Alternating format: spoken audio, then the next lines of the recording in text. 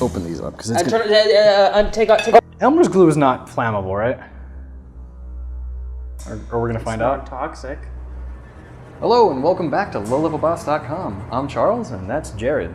Say hi, Jared.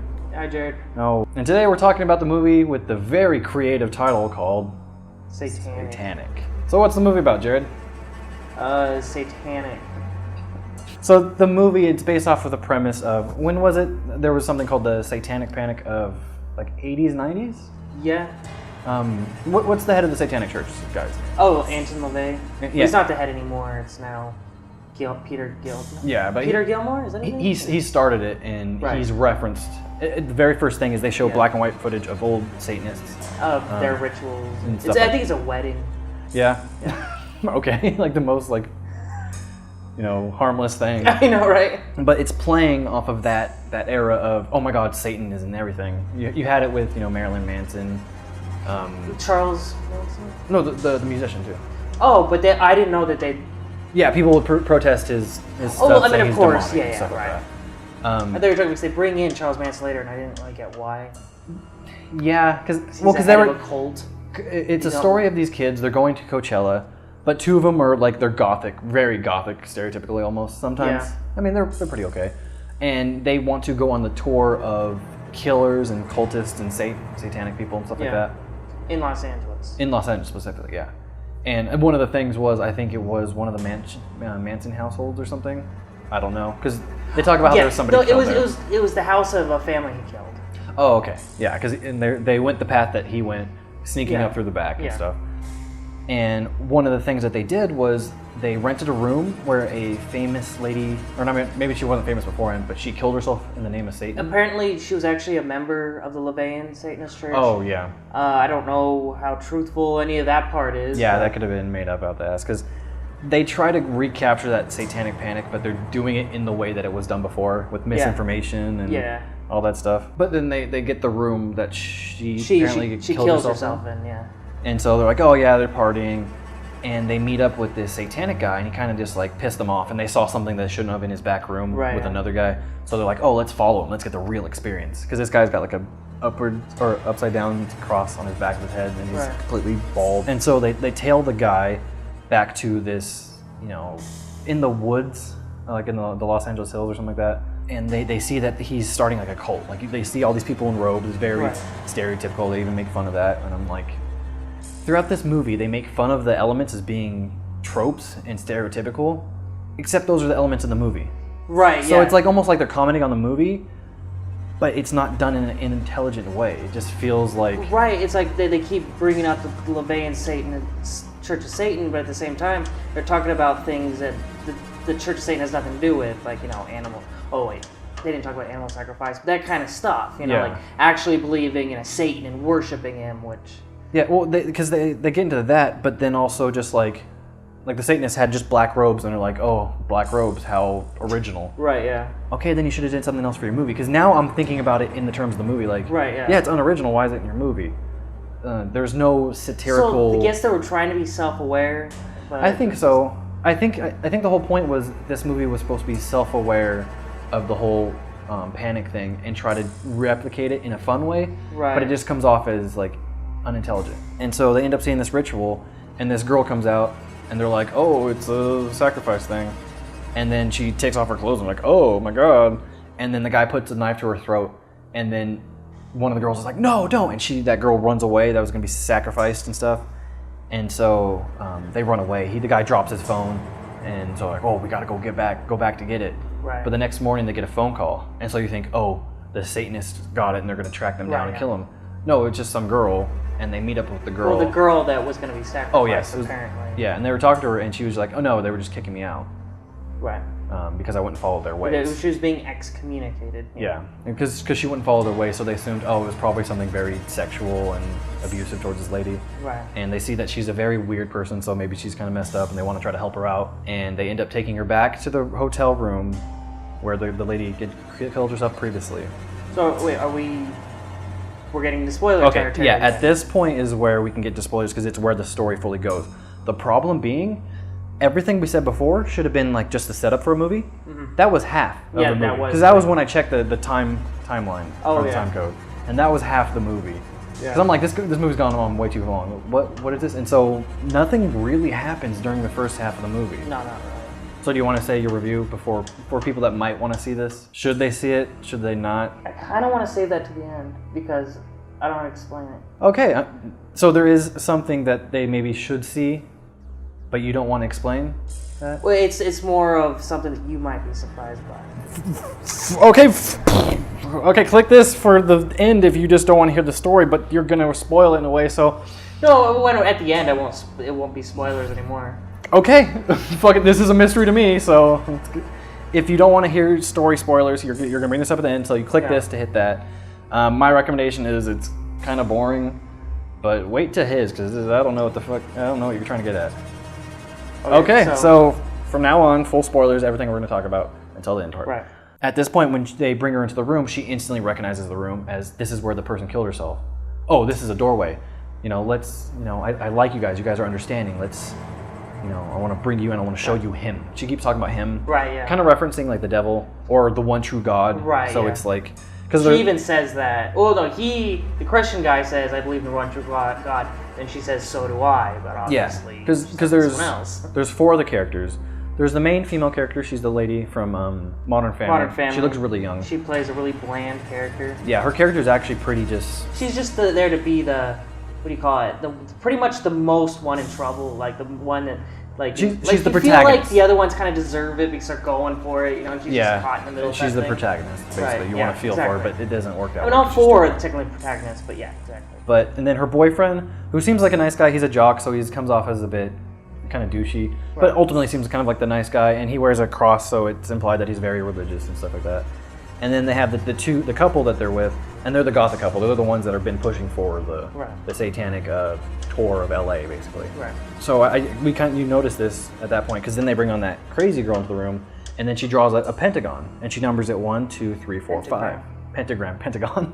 A pentagram on the wall. An inverted pentagram. On the wall where the lady had killed herself, and blood of hers spilt there. Right. And that's the doorway to him, kind of thing. Yeah. And so there's 5 people, and they each are basically... That's what you kind of imply, that they're each a number. And she actually puts the Roman numerals on the points. Not Roman numerals. It was just... It doesn't matter. Oh no, yeah, it wasn't. It was that that 1, 2, 3, 4 slash thing. Yeah. And she puts it in the spots where usually you have the they have the Hebrew symbols around where it spells Leviathan. Is where she puts the one that points to the star. Well, because the movie, it doesn't do anything very specific. Like the whole time it seems like they didn't do their research. And the whole point, she just puts the numbers to make it easier for audiences. So it's like they're dumbing down the idea to... There's 5 of them, and there's 5 points to the star, and looks at him and says, so I'll be the first one to see him. I'll see you guys soon. But then she says something about guiding them. Oh yeah, I'll guide you through the darkness. And this whole time they've been talking to her, and she reveals that she's religious in that demonic kind of way. Right. They're like, why would you want to go to hell? She's like, hell it's not a place. It's a fusing beauty, or a beautiful confusion. Yeah, it's supposed to be cryptic and vague on purpose and stuff like that. During that whole time, I'm sitting there like, oh, she's gonna kill herself in front of him. Oh, and we're just kind of joking because like, oh, that'll be like kind of the thing you would do in this movie. And then she takes a knife and cuts her throat. The issue is we watched the trailer after the movie, and that's in the trailer. I mean, they don't actually ever show it, but you know what's happening. Yeah, because she pulls a knife and then she dies, and they're all like, oh my god. So she kills herself, and so they're freaking out. They can't leave LA. They can't go home because the cops will trap them, which is a good kind of device to keep people in an area. Right, yeah. So they're like, oh, we'll stay at my buddy's house conveniently. That's a nice mansion. Weird stuff starts happening. Pentagrams start appearing on the mirrors. Everybody comes in. They're like, oh, who did this? Who's joking around? Why would you do that? And they point to the quirky goth guy. The goth kid, He's been, joking around the whole time. And he's like, I didn't do that. And they hear crashing, and they go into other rooms, and everything's destroyed. It's heavily implied that, of course, it's not a person doing it. Right. Because the things that happen, there's forks stuck in the ceiling. Too much has happened, like too much chaos, too much destruction, actually, that it couldn't be a person. Right, yeah. So then they're kind of freaking out, and they hear birds, and they hear it outside, and they go outside, and all these birds died, fell in the pool, and were bleeding into the pool, and it was the worst effect I've ever seen. So that kind of already takes you out. I was okay up to that point, and then that really took me out of the film. Yeah. And so then they go back to find the Satanist guy that, they followed before, and he chased them off. And he was also at the meeting or whatever where they were going to excommunicate the girl. Yeah, because the guy that they followed to find that meeting, right. He owns the shop. And so they go to beat him up, and they're like, why'd you, kick her out for your stupid ways. We're like, we kicked her out because she was too hardcore for us. Yeah. We didn't follow her ways. Right. And so it was implied that they're actually not bad people. They have just a weird ritual thing. It's just their own thing. They don't hurt anybody. They're just edgy kids. Yeah, they're just really freaking edgy. And so they go, oh my God. And then they hear their friend scream, and there's claw marks in the middle of the day on the hooded van. So now it's full blown known to the characters that it's supernatural. Something else is happening. Right. So they're like, okay, let's get out of here. And so they start driving away. The female friend, she gets sick and starts, retching and stuff like that. Got to pull over. They pull over into a construction site, which was one that they passed earlier in the film. Right. Earlier in the very film, beginning. they come up to this construction site / parking area or whatever it is, and they see someone just banging the windows, and they're just like, oh, hey, okay, whatever. They just thought it was a crazy person. Right. And it was like, okay, that's going to come back later. And so it does. They show up at that construction site. The girl goes into a porta potty. She disappears. She's gone. And they're like, where did she go? So the boyfriend goes into the construction site because they were right there in front of the door of the porta potty. So she just disappears. Her clothes are still left there. You hear her screaming. He goes up. You hear him screaming. He's on burning. They're trying to call him on the phone. It's all staticky. They can't call 911. They go up there. They find his clothes. They're all burned. And then as they're trying to leave, the girlfriend and then the main character and then the boyfriend of her, the Christian guy, they go to leave, but then he disappears, same exact way. So it's implying that they're getting picked off by some sort of demon that you can't really see. And then she starts running away. She's panicking.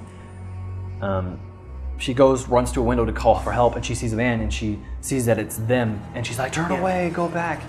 And so it's this essence of time doesn't exist anymore because hell is not a place. Right. This is where they allude to that. It's a beautiful confusion. Or a beautiful confusion. So it's implied that it's just reality doesn't work anymore. It's whatever.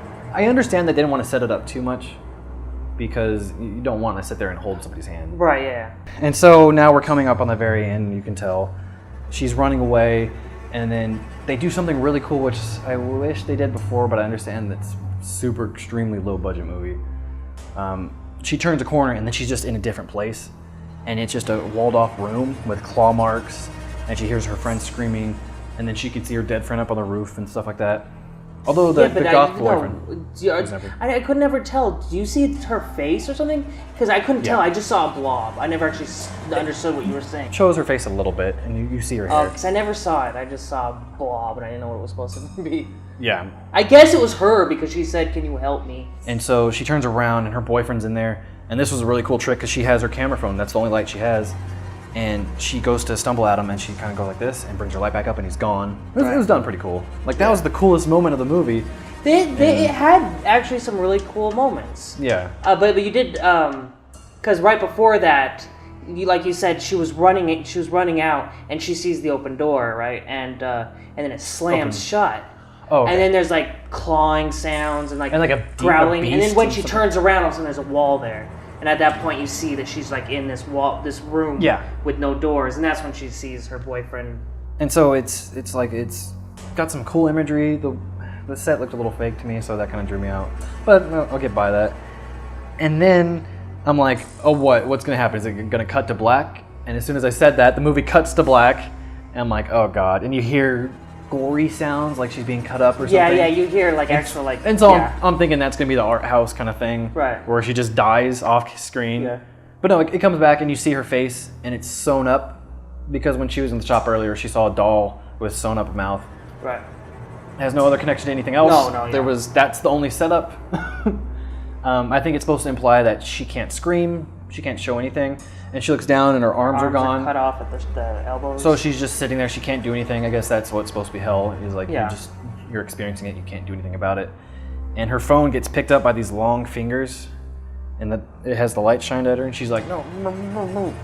And then you see this hand with like these weird fingers, and you could tell it was just like a fake thing because the fingers weren't moving. They were just that, and it looks so stupid.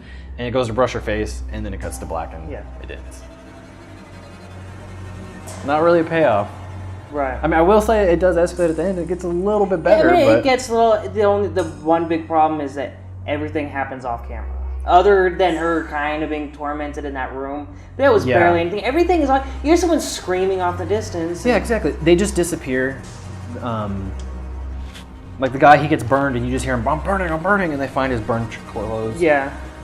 His phone is like crusted, burnt, and everything. Yeah, you hear a lot of noises. And they're barely reacting to it. And like they scream at first, but then they're like, Oh yeah, I didn't even care at that point. But you're right. Yeah. And so it's just like this movie. It has a good premise, and you said that you liked the premise a bit. It's just there wasn't enough budget, and it's like you can obviously tell. Right. They don't really go anywhere. They don't really do anything. The only thing that's potentially scary is near the end, which he's in the construction site. But it was you and me were just sitting there. There was one jump scare. I was like, oh, that was pretty good. And the friend just appeared out of nowhere and ran by. Yeah, it was all right. I think that was like, oh, that's kind of cool. Right. I think that's what I said. Yeah. And then that was it. And then like once they started getting to the body horror stuff, I was like, oh, maybe a little. No, right. Not really. They kind of touch on it a little bit, but you can tell that they don't have that much money for the effects. And that's all kinds of fucked up. It's a mixture of wax and glue. So you want to know my reaction to it? Yeah. I liked it. Why? Like I said, I liked the premise, and I thought I thought like the idea of them slowly being pulled into hell is cool. I just think it could have been done so much better, is all. But it got my heart racing at times. I like the ideas of the the whole demonic thing and all that. It's just I wish there was more of the feeling of hell and dread. Even though there was a feeling of dread, but not like I would like more. But like the moment at the very end, it should have been that a lot sooner. Right. And then you play on that. And earlier they could have played, I think, more, if they got to it quicker, more on, is this stuff actually happening? Am I dreaming it? Am I imagining it? And so you play on the psychological horror. Right, yeah. And so as an audience, you do not know what's going on. Because the whole time we understood what was going on. Right, yeah. I think there was a dream sequence. It was just a nightmare for her. I think there was just one, but if you played on that, like what's going on, you can't really tell. Like a Fear and Loathing in Las Vegas. The whole point of that being confusing is because you need to understand what the mindset of a drug addict is. Right, yeah. Of a crazy person. Exactly, yeah. And they could have done the same of having, you don't really know what's going on. Like maybe there is a thin thread that you can still follow, right, yeah. So you're not completely confused. But you start to feel that they don't know what's going on. Right. And you can kind of see that in this. I feel like the first half should have been a lot shorter. I think it starts to pick up about halfway. Yeah, I agree. And really picks up at the end. But having this monster do this thing and then there's no resolution there, really, I wanted to see more of that world, basically. And I'm sure you were kind of the same. Yeah, exactly, yeah. Like, because there was that part that I thought was really cool was when that door slammed, you hear scratching and you hear like a growl, you hear like a beast. And it's like, oh, is something going to come after her? Is it invisible? Is it psychological? Whatever. That, I was interested in that, but that doesn't really go anywhere. Right. I do want to reiterate, just because I liked it doesn't mean I think it's good. Okay. I mean, remember, The Room is actually one of my favorite movies, so... I know, but it wasn't that bad. That's the problem with it, is it's not that bad. It's not that bad, but there were moments you and me were joking about. Oh yeah. So it's a film worth watching and making fun of her. So I would recommend seeing it. Not as a film school thing, but see it to have just fun. To make something. Have a few drinks and watch it. Yeah. In fact, I might have a few drinks and watch it again. I might enjoy it more. It wasn't bad. It was. I don't know. It's not scary at all. It's like there's. Well, and like I said, it's not scary, but it gets my heart racing a few times because it's got that dread feeling a little bit. A little bit, but I never really feared for the characters. Of course, yeah. I knew that at least most of them were going to die because that's kind of how it's set up. Oh, of course, yeah. I mean, that's kind of, But yeah, I don't know if I'd recommend it, but you got nothing else to do. You could do a lot worse. Oh, and I think with under a different set of hands, it could be done a lot. Yeah. It could have been a lot better, and maybe if someone wants to redo it, even though I should have never recommend remakes. Yeah, not redo it, but maybe if But then again, that's the one way I do recommend a remake. Remake a bad movie and try to make it better. Yeah, there you go. Instead of try to recreate the magic of an already great movie. Yeah. So, what for you, what would hell be?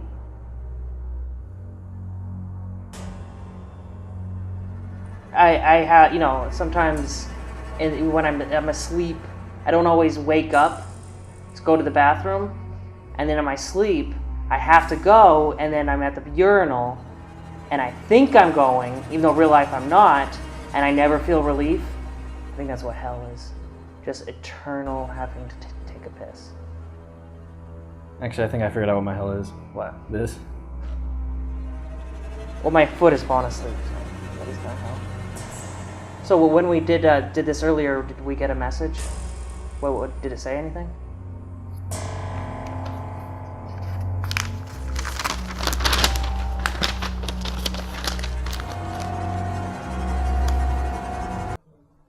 My foot's asleep. I know, because whatever. Jared. I can't feel my left leg.